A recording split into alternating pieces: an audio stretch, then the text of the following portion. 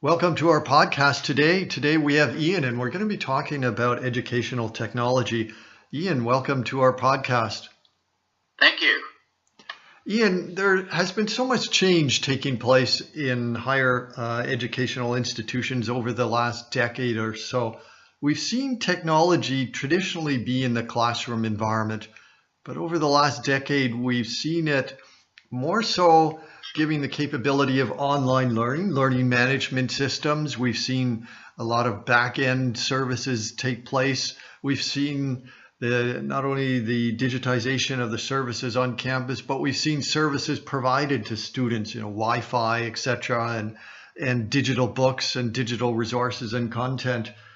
But my understanding is that on the student side, in order to make their experience better, to better understand what it is they're doing, where they're going, that there's revolutions taking place in terms of software to help the student progress through the educational degree program or diploma program that they're in.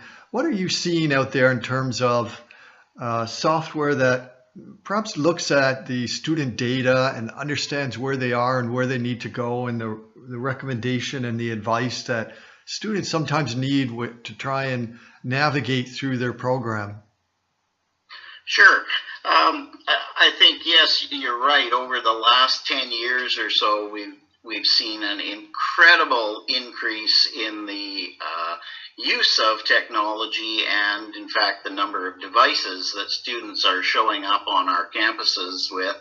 I know the average now is probably 3 to 4 connected devices. So Wi-Fi is one of the fundamental needs that students expect us to provide, and of course that's the connectivity to all of the tools and to all of the services and to everything that we provide to students in terms of, by we, I'm talking about post-secondary institutions, so making sure that ultimately, I think the goal of post-secondaries, of course, is student success. So we want students to be successful. We want them to use all the tools that are available at their disposal, and we want them to plan and to work their way through whatever program they choose and to be successful in a timely fashion. So there are lots of planning tools there for students to help them. There's some really interesting tools that students can connect with and say, I've got all of these particular courses and credits. How would they apply to this particular credential? Or if I decided I changed my mind and wanted to go look at some other credential, how would that line up? Oh, that doesn't line up really well, so maybe I should go back and reconsider. So that from a planning perspective, there's some really interesting tools available to do that.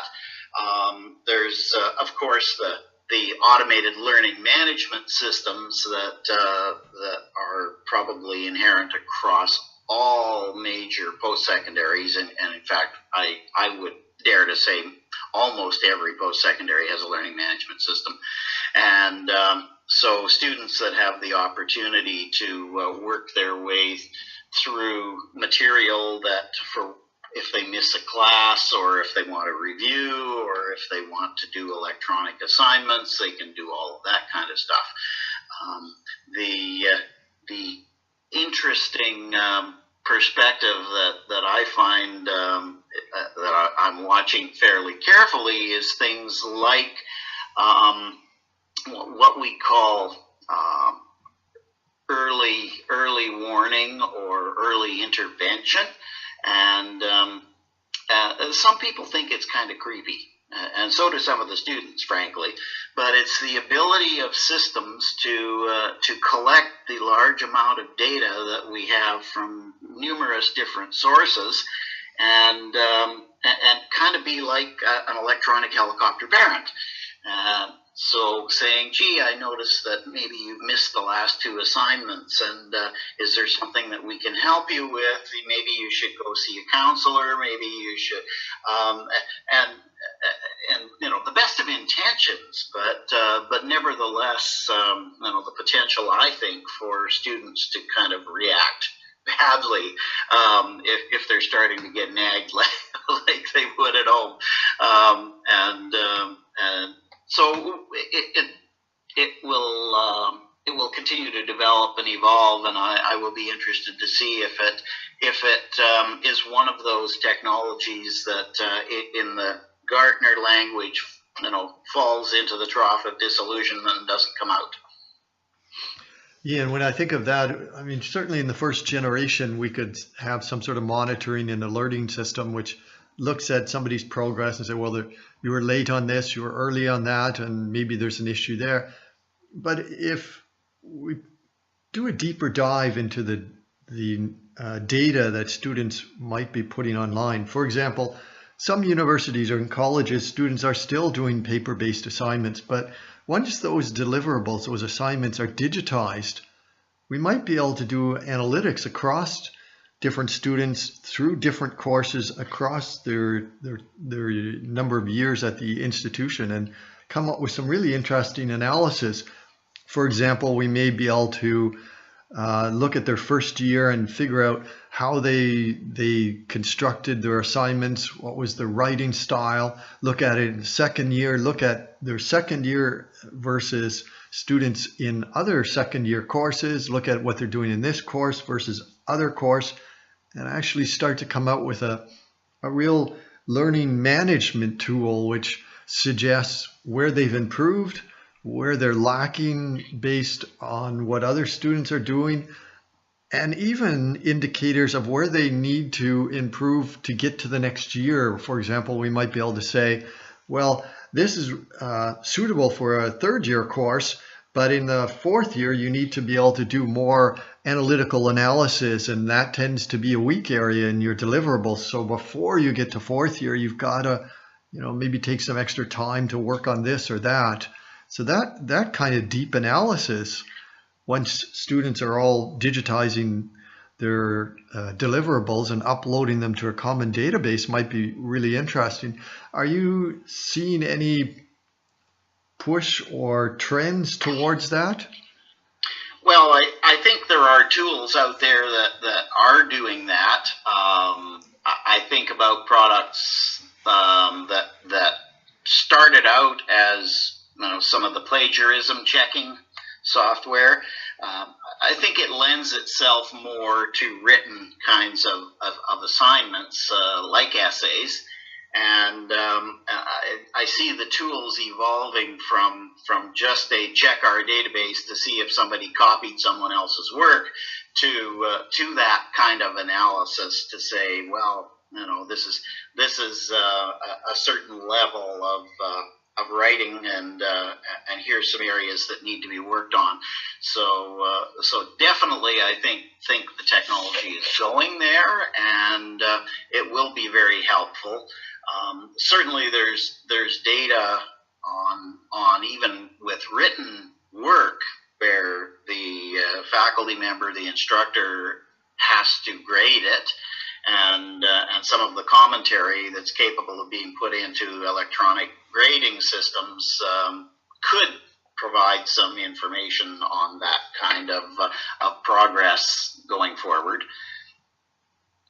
Yeah, and it'd be also interesting to bring in data points outside of the work that they're doing. Perhaps maybe there's social media out there, and what they're saying out there might also be brought in, and we might be able to see correlations between their internal work that they're doing with what they're doing online. Perhaps there's even the possibility of coming up with some sort of indicators or warnings. Well, indeed, and I attended a session with an expert in artificial intelligence, AI, that was talking about the ability of software to actually analyze and look at patterns in social media, speech patterns and patterns that would allow a high level of correlation around potential issues with depression, suicide, and other diagnosable issues which students might not identify with, or might not even know that, why they're feeling like they're feeling. But it's quite fascinating to look at the AI capabilities to pick out words, phrases, the kinds of generalized language that might be able to identify those kinds of issues. I think it would certainly expand to the capabilities of helping a student identify where they may have challenges, or they may have issues. At a simple level, perhaps reading and comprehension and language where there's a deficiency, or something that requires attention, and may require some remedial work, for example, to be successful.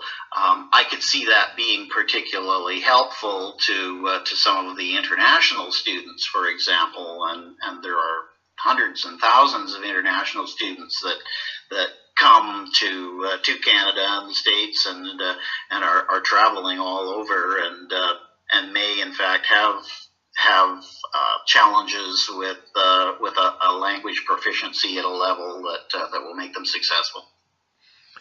Yeah, and that would require quite a rewrite of the privacy policies between the university and the student. I know in the past, students have protested, for example, documents being uploaded to plagiarism checking tools, and even protested documents being used by accreditation agencies. And they've generally taken the stance that all their deliverables are the student's property for use internally in the university or the college. If we're going to provide this monitoring and recommendation capability that looks at what they're doing in social media, wow, I can imagine that would be quite a rewrite of the whole social contract between the students and the institution in terms of the data and how that's used. Well, yes. I think the days of AI tools are really early in their development, and privacy and security are probably the biggest challenges that we have with students and frankly the general public. It's been my experience, shockingly, that the millennial generation and the students today really have very little concern for their privacy and for their security. And it's shocking and it's sad, but it has been our experience, and certainly has been mine, in terms of looking at the complex passwords and securing of data. And so maybe we're anticipating something that isn't necessarily going to be quite the challenge that we think it is, but I agree with you that I think the pushback around some of that capability is going to be really awkward and a real challenge, and I just don't know how that's going to play out. So far, I think with plagiarism software, for example, a lot of academic institutions have just said, we're using this, and I think a lot of them give students an option to opt out and do something different, but for the most part, I think students just send the stuff away and they're good with it. Yeah, and with all this technology, though, it also implies a shift in terms of the way that we learn knowledge. You had spoken earlier about learning management systems, and now advisory systems to help students progress through their program, either by providing them indicators or looking at how they're learning. And knowledge itself can be segmented into small portions. And the traditional approach that we've seen in universities and colleges is that the semester or the course starts and the instructor goes from one material to the other sequentially all the way to the end until it's all done. But that means that as soon as we're finished one topic, we're on to the next. And some students, of course, drop behind. They get further in the semester and they can't remember what it was that was taught in the first week of the semester.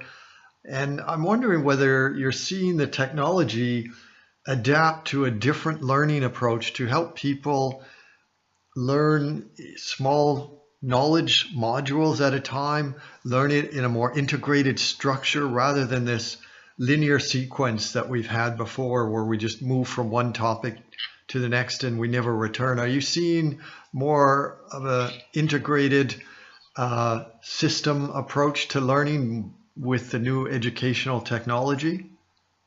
Well, I can put my CIO hat on here and say that in my opinion, one of the best advances that we've made in the last 10 years in post-secondary education is the high availability of learning management systems.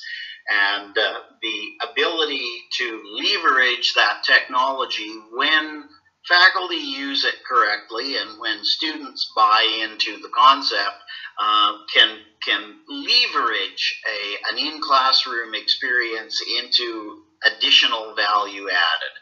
And I think student preference in most cases, again in my experience, has seen that students prefer an in-classroom session rather than an online session. But the fact remains that for things like review or going back to revisit modules electronically at any point in time, to be able to turn in assignments at 2 in the morning when they're finished writing them on Sunday, when they're due on Monday morning.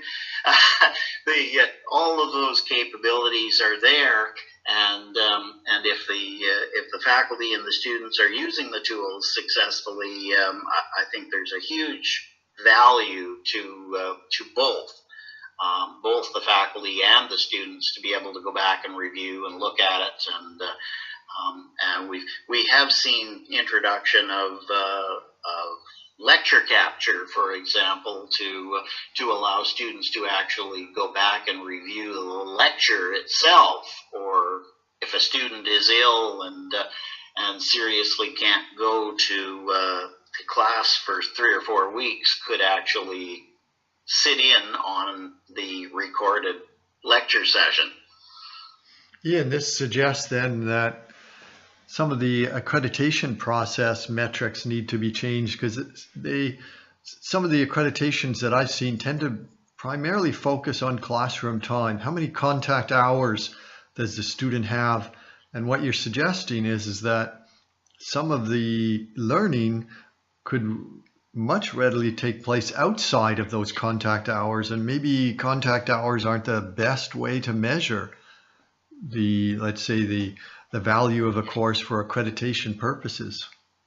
Well, I think we've seen that phenomenon in what they call MOOCs, the massive online courses, that popped up and were really the hot topic for a number of years, and have cooled off a little bit, but absolutely, I think that there's a revolution coming in terms of accreditation for work done in a number of areas outside of classroom learning and classroom contact hours. Absolutely, credit for experiences, credit for work, credit for a whole bunch of different things that are non-academic, but certainly are life lessons and are outside the traditional, the traditional